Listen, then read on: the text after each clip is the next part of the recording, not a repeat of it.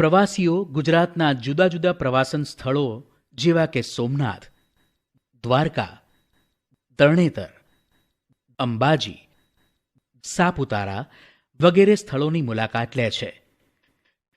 તેઓ પ્રવાસન સ્થળોના ભૌગોલિક વિસ્તારથી અજાણ હોવા છતાં પોતે નિશ્ચિત કરેલ સ્થળો સુધી નકશાની મદદથી ખૂબ જ સરળતાથી પહોંચી જાય છે. વર્તમાન સમયમાં પ્રવાસ ઉપરાંત બીજા અનેક પ્રકારના હેતુઓ માટે નકશા ખૂબ જ ઉપયોગી બની ગયા છે. આજના વિજ્ઞાન અને ટેકનોલોજીના યુગમાં જીપીએસ એટલે કે ગ્લોબલ પોઝિશન સિસ્ટમની મદદથી તમે વિશ્વના કોઈ પણ સ્થળે સ્વયં પહોંચી શકો છો.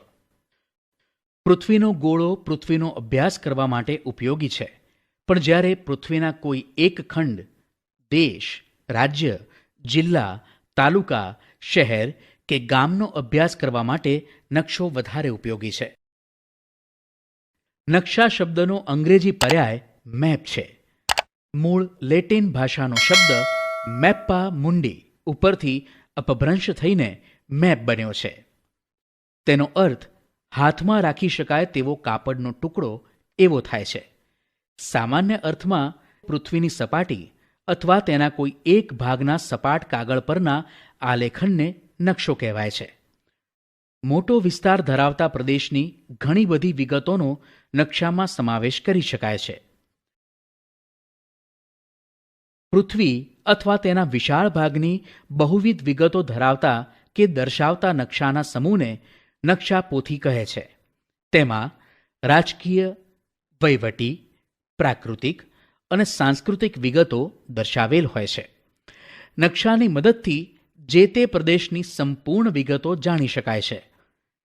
નકશા વિવિધ પ્રદેશની મહત્વની વિગતો જેવી કે પ્રાકૃતિક, પર્વત, ઉચ્ચ પ્રદેશ, મેદાન, નદી, સરોવર વગેરે અને સાંસ્કૃતિક એટલે કે પરિવહન, ઉદ્યોગો, ખેતી, સિંચાઈ વગેરે દર્શાવે છે.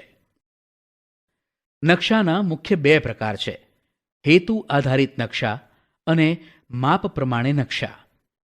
હેતુ આધારિત નકશા: આ પ્રકારના નકશા જરૂરિયાત પ્રમાણેની વિગતોના આધારે તૈયાર કરવામાં આવે છે. હેતુ આધારે તૈયાર થતા નકશાને તેમાં દર્શાવાતી પ્રાકૃતિક અને સાંસ્કૃતિક વિગતોના આધારે મુખ્ય બે વિભાગમાં વર્ગીકૃત કરવામાં આવે છે: પ્રાકૃતિક નકશા અને સાંસ્કૃતિક નકશા. પ્રાકૃતિક નકશા કુદરત નિર્મિત વિગતોનું આલેખન કરતા નકશાઓને પ્રાકૃતિક નકશા કહે છે. પ્રાકૃતિક નકશામાં પૃથ્વીના પ્રાકૃતિક ભૂમિ સ્વરૂપો જેમ કે પર્વત, ઉચ્ચ પ્રદેશ, મેદાન, નદીઓ, મહાસાગરો વગેરે દર્શાવવામાં આવે છે. વન્ય પ્રાણીઓ, વનસ્પતિ, જંગલો, ખનિજ વગેરેનું વિવરણ દર્શાવતા નકશા પ્રાકૃતિક નકશા છે. ભૂપૃષ્ઠના નકશા: આ નકશામાં પર્વતો, ઉચ્ચ પ્રદેશો, મેદાનો, જળ પરિવાહ વગેરે દર્શાવેલ હોય છે.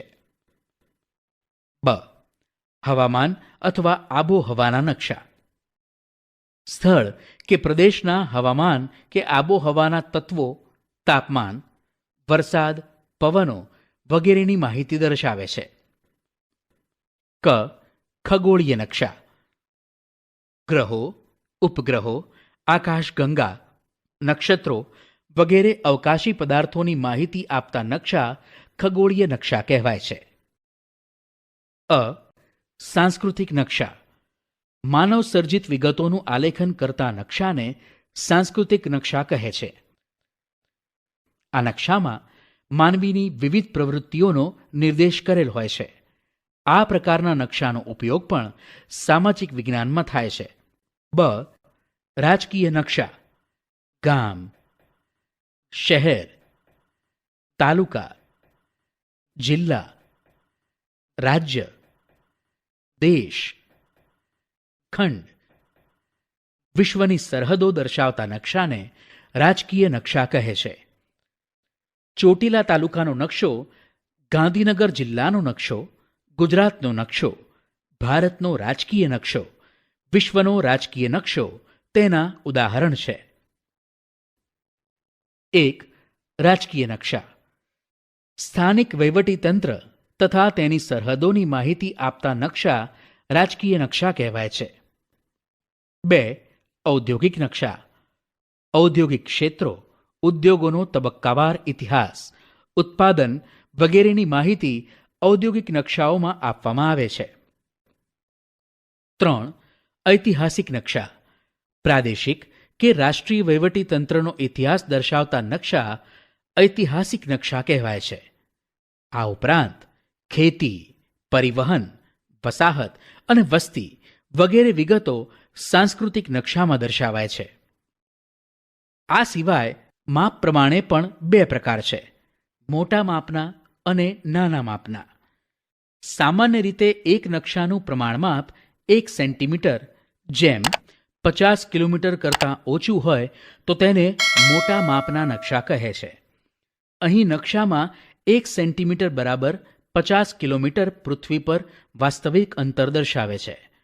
મોટા માપના નકશામાં વિગતો વધારે દર્શાવેલ હોય છે, જેમ કે તાલુકા, શહેર કે ગામના નકશા મોટા માપના નકશાના ઉદાહરણ છે. નાના માપના નકશામાં પૃથ્વીની સપાટીનો વિશાળ વિસ્તાર દર્શાવવામાં આવે છે, જેમ કે જુદા જુદા ખંડ કે દેશના નકશાને નાના માપના નકશા કહે છે. વિશ્વનો નકશો, દેશના નકશા, નકશા પોથીના નકશા. નાના માપના નકશાના 4 પ્રકાર છે: 1. એટલાસ, 2. કેડેસ્ટ્રલ, 3. સ્થળ વર્ણન, 4. ભીંત નકશા. આપેલ કોષ્ટક તમારી શાળામાં ઉપલબ્ધ નકશાઓની યાદી દર્શાવે છે. અહીં દર્શાવેલ ગુજરાતના નકશાનું ધ્યાનથી અવલોકન કરો. તેમાં તમારું ગામ કે શહેર ક્યાં આવેલ છે તે શોધો. હવે આ ભારતનો રાજકીય નકશો જુઓ અને આ છે વિશ્વનો નકશો. જાણવા જેવું, ભારતમાં નકશાઓ બનાવતી મુખ્ય 3 સંસ્થાઓ છે. નેટમો એટલે કે national atlas thematic map organization. આ સંસ્થા કોલકાતામાં આવેલી છે. તે વિતરણ દર્શાવતા નકશાઓનું નિર્માણ કરે છે. NRSA national remote sensing agency. આ સંસ્થા હૈદરાબાદમાં આવેલી છે. તે ઇસરો દ્વારા અવકાશમાં સ્થાપિત ઉપગ્રહ દ્વારા લેવાયેલ તસવીરથી નકશાઓ તૈયાર કરે છે. Survey of India. આ સંસ્થા દહેરાદૂન ખાતે આવેલી છે. આ સંસ્થા નકશા નિર્માણ અને તેના ઉપયોગ માટેની મંજૂરી આપે છે. આપણા પાઠ્યપુસ્તકના નકશા આ સંસ્થા દ્વારા પ્રમાણિત કરેલ છે. નકશાના મુખ્ય 3 અંગો છે: દિશા, પ્રમાણ માપ અને રૂઢ સંજ્ઞાઓ. દિશા, ડાયરેક્શન. સામાન્ય રીતે તમે નકશામાં અવલોકન કરો છો ત્યારે તમે આ ચિહ્ન જુઓ છો. આ તીરનું નિશાન ઉત્તર દિશાનો સંકેત કરે છે. જો તમને ઉત્તર દિશાનું જ્ઞાન હોય તો અન્ય બીજી દિશાઓ પણ નક્કી કરી શકો છો. તમે ઉગતા સૂર્ય સામે મુખ રાખીને ઊભા રહો તો તમારો ડાબો હાથ ઉત્તર દિશા બાજુ અને જમણો હાથ દક્ષિણ દિશા બાજુ આવશે. તમે ઉગતા સૂર્ય સામે ઊભા રહો છો તે પૂર્વ દિશા અને પીઠ પશ્ચિમ દિશા છે. આ આકૃતિમાં 4 મુખ્ય દિશાઓ દર્શાવેલ છે, જ્યારે અન્ય 4 મધ્યવર્તી દિશાઓ છે. ઉત્તર પૂર્વને ઈશાન, દક્ષિણ પૂર્વને અગ્નિ, દક્ષિણ પશ્ચિમને નૈઋત્ય અને ઉત્તર પશ્ચિમને વાયવ્ય દિશા કહે છે. દિશાઓ અને મધ્યવર્તી દિશાઓની મદદથી નકશામાં કોઈ પણ સ્થળ શોધી શકાય છે. આપેલ ગામના નકશાનું અવલોકન કરો અને તમારા મિત્ર સાથે પ્રશ્નોત્તરી કરો. હોકાયંત્ર. ચુંબકના ગુણધર્મને આધારે વિકસાવવામાં આવેલ સાધનને હોકાયંત્ર કહે છે.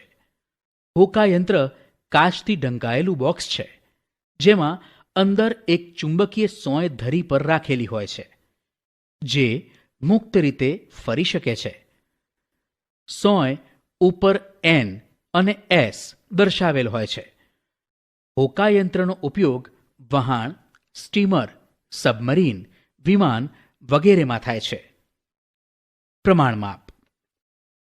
પૃથ્વી ઉપરના કોઈપણ બે સ્થળ વચ્ચેનું અંતર અને તે બંને સ્થળોના નકશા ઉપરના અંતર વચ્ચેના ગુણોત્તરને પ્રમાણમાપ કહે છે. પ્રમાણમાપ 1 સેન્ટીમીટર જેમ 100 કિલોમીટર હોય, એટલે કે નકશામાં દર્શાવેલ 1 સેન્ટીમીટર વાસ્તવિક પૃથ્વીનું અંતર 100 કિલોમીટર છે. અંતર દોરી કે માપપટ્ટીની મદદથી શોધી શકાય છે. રૂઢ સંજ્ઞાઓ. તમે રસ્તા પર આ સંકેતો જરૂર જોયા હશે. નકશામાં જુદી જુદી પ્રાકૃતિક અને સાંસ્કૃતિક વિગતો દર્શાવવા કેટલાક વિશિષ્ટ ચિહ્નોનો ઉપયોગ થાય છે. તેને રૂઢ સંજ્ઞાઓ કહે છે.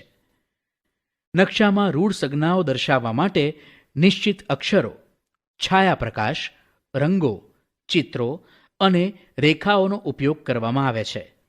આ રૂઢ સંજ્ઞાઓની મદદથી પ્રાકૃતિક અને સાંસ્કૃતિક વિગતો સરળતાથી દર્શાવી શકાય છે. નકશાની રૂઢ સંજ્ઞાઓની ભાષા કે ચિહ્નો સરળ અને સર્વમાન્ય છે. આ ચિહ્નો સંદર્ભે આંતરરાષ્ટ્રીય સમજૂતી હોવાથી નકશાઓમાં રૂઢ સંજ્ઞાઓનો ઉપયોગ થાય છે. આપેલ કોષ્ટકમાં રૂઢ સંજ્ઞાઓનું અવલોકન કરો. ચિહ્નો ઉપરાંત નકશામાં જુદા જુદા રંગ અને રંગ સ્તરથી વિભિન્ન પ્રાકૃતિક અને સાંસ્કૃતિક વિગતો દર્શાવી શકાય છે.